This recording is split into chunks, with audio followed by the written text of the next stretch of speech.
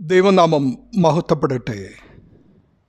എവുകാരിസ്ത അഥവാ I thank എന്നത് ഗ്രീക്കുകാരുടെ ഇടയിൽ നന്ദി പറയുന്നതിനുള്ള ഒരു സാധാരണ പദമാണ്.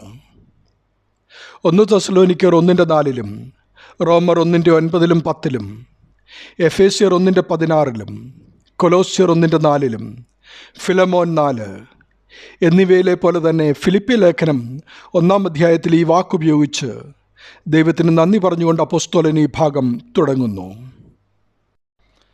സുവിശേഷ ഘോഷണത്തിൽ പൗലോസിനോട് തികഞ്ഞ സഹകരണം കാണിച്ച ഫിലിപ്പിയരെ ഓർക്കുമ്പോഴൊക്കെയും തനിക്കുണ്ടായിരുന്ന സന്തോഷാതിരേകം ഇവിടെ അദ്ദേഹം പ്രകടിപ്പിക്കുന്നു.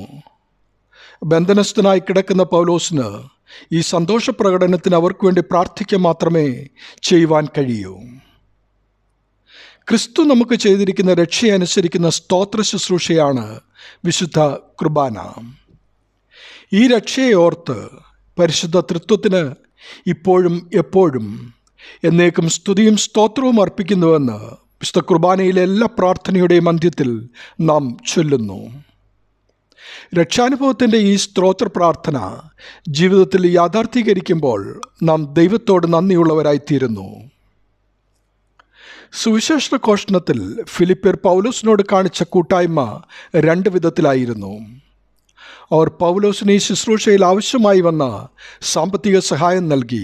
ഫിലിപ്പിയർ 4:14 മുതൽ 16 വരെ. സുവിശേഷ പ്രചരണത്തിന് വേണ്ടി പൗലോസിനോടൊപ്പം അവർ കഷ്ടത അനുഭവിച്ചു.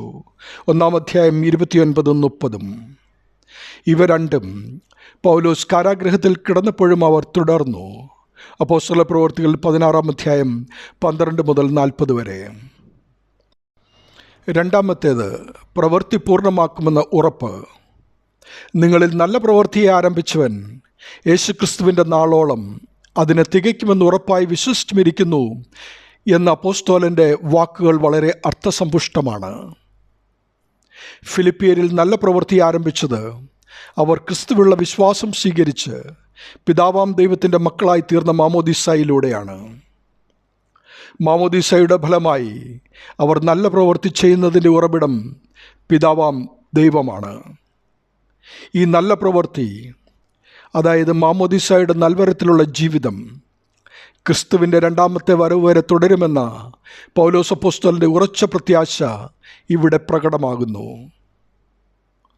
ഈ നല്ല പ്രവൃത്തിയുടെ തികവ് കർത്താവിൻ്റെ വരവിലാണ്. 1-ാം അധ്യായം 10-ാം വാക്യം, 2:16, 2 തെസ്സലോനിക്കർ 2:4, 1 കൊരിന്ത്യർ 1:8.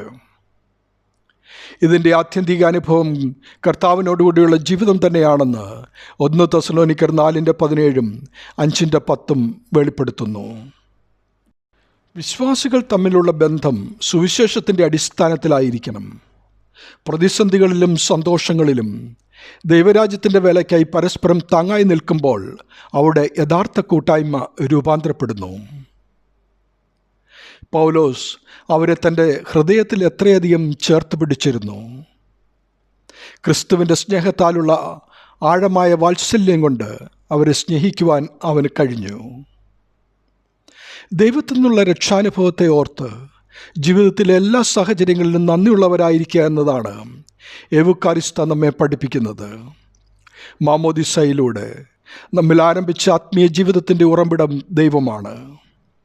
കർത്താവായ യേശുക്രിസ്തുവിൻ്റെ 2ാമത്തെ വരവോളം മാമോദീസയിലൂടെ ലഭിച്ച കൃപാവരവും സുവിശേഷ വേലയിലെ സജീവമായ പങ്കാളിത്തവും ക്രിസ്തുവിൻ്റെ 2ാമത്തെ വരവ് വരെ വിശ്വസ്തയോടെ കാത്തു സൂക്ഷിച്ചുകൊണ്ട് കർത്താവിനോട് കൂടെയുള്ള നിത്യജീവിതത്തിലൂടെ പൂർണ്ണതയിലെത്തുവാൻ അപ്പോസ്തലൻ നമ്മെ ഉപദേശിക്കുന്നു. ദൈവനാമം മഹത്വപ്പെടട്ടെ. ആമീൻ.